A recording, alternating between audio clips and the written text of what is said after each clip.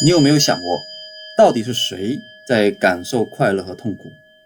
到底是誰在看着這個視頻？這期內容大多數人不敢看完，那真是比驚悚片還驚悚。你敢看完嗎？我們繼續學習《雜阿含》卷14第357經。這篇加大了劑量，變成了77種智，和上一集類似的77來自於7乘11。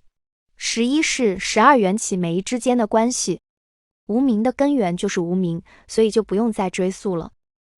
那這7是指什麼呢？這裡舉了個例子，因為有生，所以會有老死，這就是以生為緣有老死智，這是第一智。沒有生就沒有老死，這就是生不存在時老死不存在智，這是第二智。同樣的，有沒有過去世的生和老死，這是第3和第4智。有沒有未來世的生和老死，這是第5和第6智。第7智是法住智，把過去、現在、未來3世進行歸納總結，這必定是無常的，有為的，是心所做的，從因緣所生，是必定會敗壞的，必然要捨棄的，必然會消失的。把這7種智進行排列組合，就是77種智。這對我們有什麼實際意義呢？我們知道，過去的所思所想對今天會有影響。如果沒有過去的經歷，如果沒有我在過去10幾年踩的那些坑，沒有在疫情時的一念，我就不會開始做視頻。今天大家就不会看到這些視頻。今天的所思所想對未來必然會有影響。這些視頻就像往湖裡投下一個石子，會不斷泛起漣漪，改變了我，也改變了不少人。即使你可能不相信有過去式、未來式，這不重要。你可以把你過去的經歷當成是過去式，現在的經歷當成是現在式，未來的經歷當成未來式。閉上眼睛，想10秒。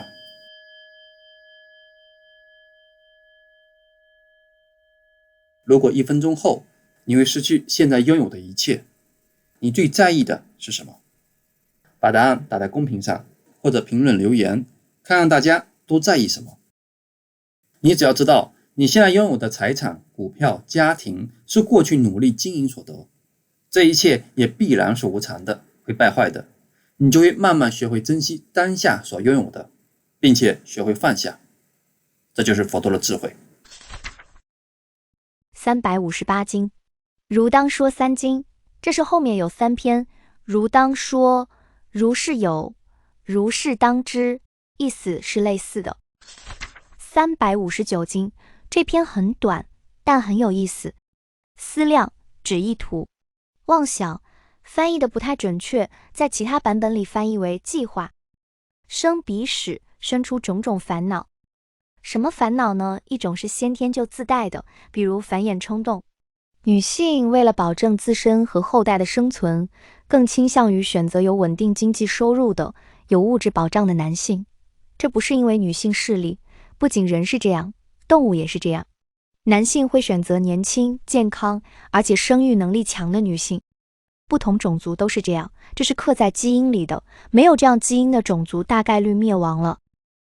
一種是後天熏習的，不同的社會產生了不同的文化。印度的種姓制度，滿天神靈，在歐美你有宗教信仰很正常，而在中國大部分人是無神論者。而在歐美的中國人有一半左右是基督徒，這一半人中有一半是真有精神信仰需求，還有一半人是去尋找社交資源的。不同的社會文化塑造了不同的價值觀，這在局外人看來，哇，好奇特，但自己卻覺得理所當然。這些都是後天熏習的。我們總覺得自己的價值觀天經地義，有哪些觀念你曾經深信不疑，其實是後天植入的。貪緣識住，一般翻譯為有所緣故識住，意是找到一個對象才可以立足。佛陀跟比丘們說，如果一個人有所意圖，有種種盤算，因為先天後天帶着種種煩惱執着，這些所緣對象就能讓意識有立足的地方。當意識有了立足的地方，扎根并不斷增長時，未來的投生就會出現，就會有未來的生、老、病死，這完全是無常敗壞的聚集過程。阿含在這裡漏了一段，我把這段補上。就算他沒有明確的意圖，沒有刻意的盤算，但只要那些潛藏的執着還在，這些所緣對象就能讓意識有立足的地方。當意識有了立足的地方，扎根並不斷增長時，未來的投生就會出現，就會有未來的生、老、病、死，這完全是無常敗壞的聚集過程。然而，當他既沒有意圖，也沒有盤算，連潛藏的執着都不存在時，意識就沒有立足的地方。當意識沒有立足的地方，就不會有未來的生、老、病、死，這完全是無常敗壞的消失過程。只是這樣講有點抽象。舉個例子，之前的1-2000年，在中國普遍都是不孝有三，無後為大，這觀念影響了多少人？不管你再窮再困難，總是要想盡辦法生個娃。現在2025年中國的新生兒大概率會跌破800萬，這就是意圖、盤算、執着的一種鬆綁。那你現在願意生娃嗎？但佛陀不是讓你變成一條鹹魚，沒動力、沒追求，而是讓你不被妄想的未來操縱。佛陀要斷的是被貪嗔癡綁架的那種未來，比如我要發財，否則就活不下去；我要找對象，否則就完蛋；我要當 CEO， 不然人生就是失敗。別拉着我，我要開戶，我要當股神。這些都是意圖、計劃和潛藏的執着，讓意識牢牢抓住未來，然後製造壓力、痛苦和恐懼。佛陀要斷的是這種未來的束縛力，讓你輕裝上陣，而不是讓你躺平。360經有攀緣實住故，入於名色。因為攀緣升起了意識，意識進一步就會產生名色，這都很好理解。如果把今天當成今生，明天當成是後世，你一念起，有了一個新的想法和衝動，這個想法就會驅使你去做更多的事情，這些都是名色。361經略過。362經，佛陀定義什麼是多聞比丘。對緣起能生起厭離的，願意放捨的，這就是多聞比丘。363經，佛陀定義什麼是說法比丘。能為別人講解對緣起生起厭離的，要放捨的，這就是說法比丘。364經，佛陀定義什麼是法自法相者。法自法相者也稱為法隨法行者。如果比丘能夠對生老病死、對緣起生起厭患、離欲、向於滅盡而前行，這就是法隨法行者。卷14就結束了。卷15第365經，見法指當下現世。佛陀定義什麼是在當下證得涅槃，什麼是這一生證得涅槃，還是親見緣起，滅除煩惱。涅槃，佛陀定義就是滅盡煩惱，證得阿羅漢果。意思很清晰，可不是死了的意思。366經，這篇是講過去佛毗婆尸佛怎麼修緣起。之前有講過，基本能確定過去七佛都不是實際存在的人物，彌勒佛也不是未來會存在的人物。古印度有這樣的傳統，我們和西方也一樣。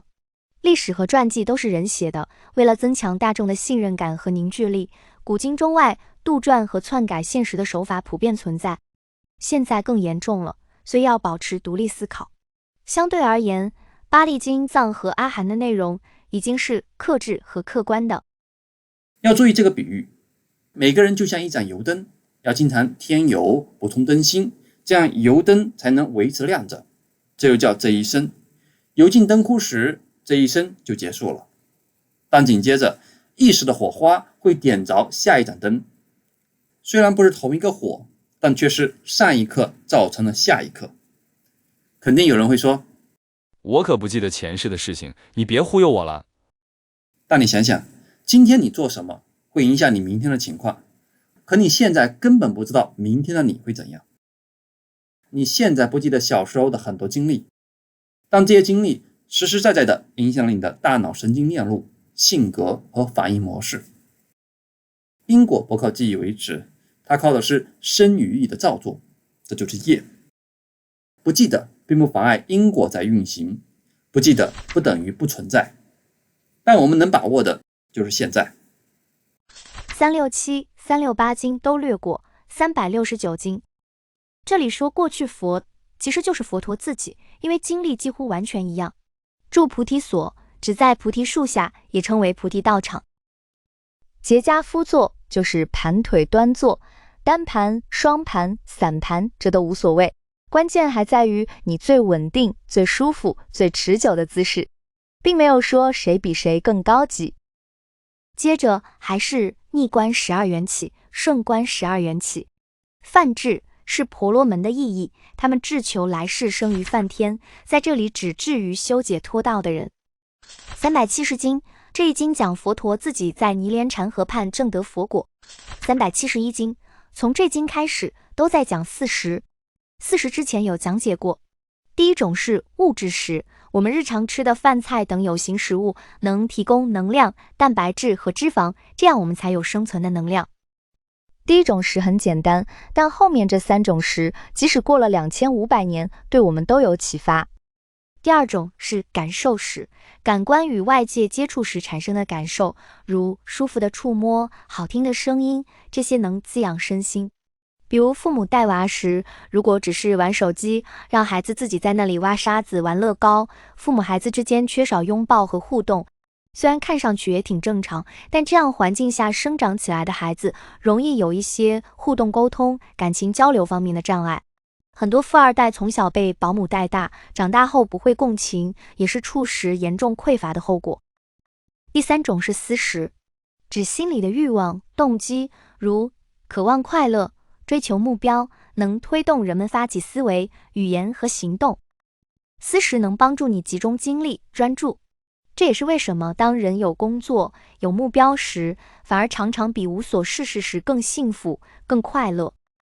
有不少人因為退休了，或者有很多錢，沒有了目標，反而抑鬱了。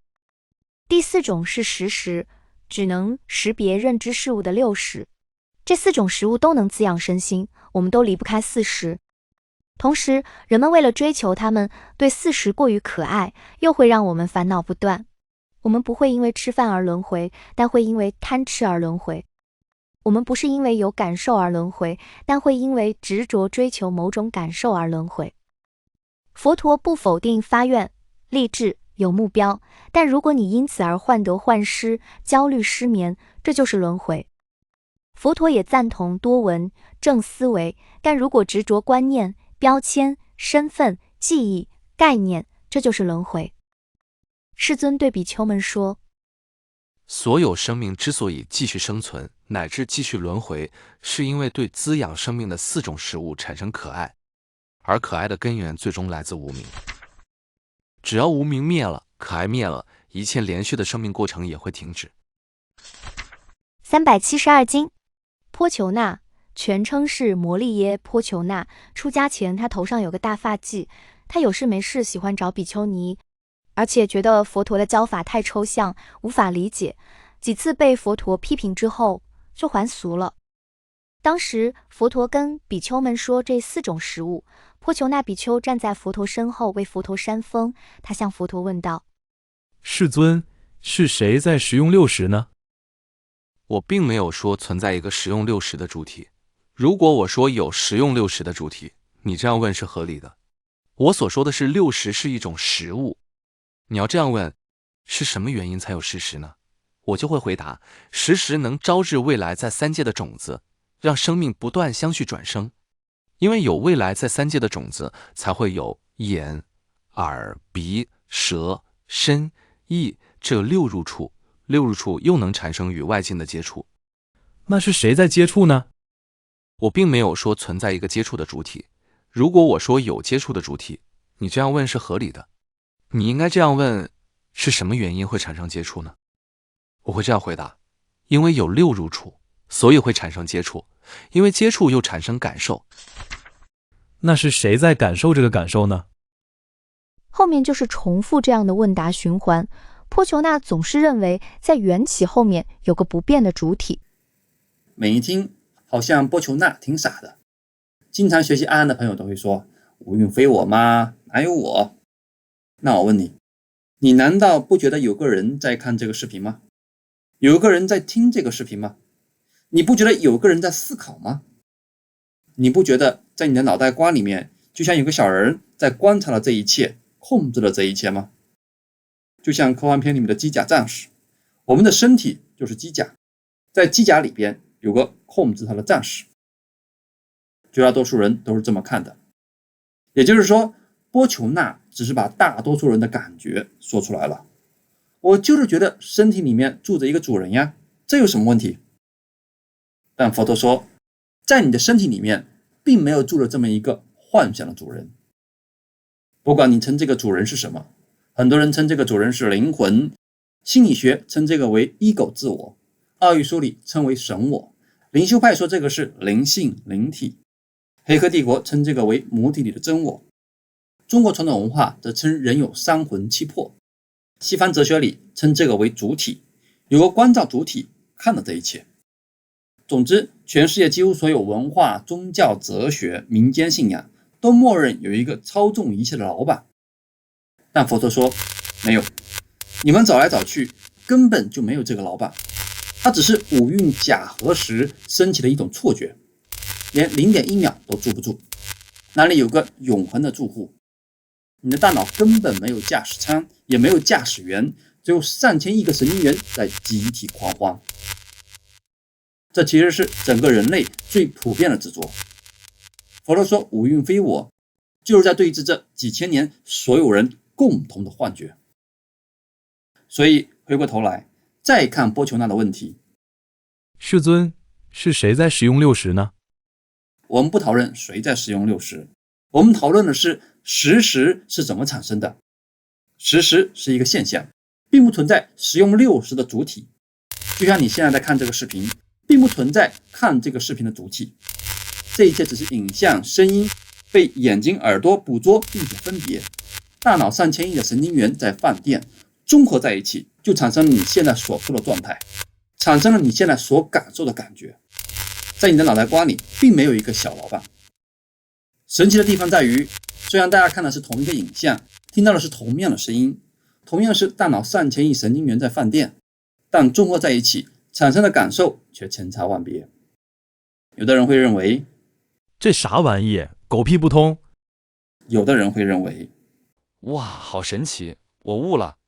每個人先前所積累思想觀念的不同，基因不同，習慣不同，你發起的思考、語言和行動肯定不同。這些不同會讓你在這一生當中做出你特有的行為模式，產生特有的煩惱。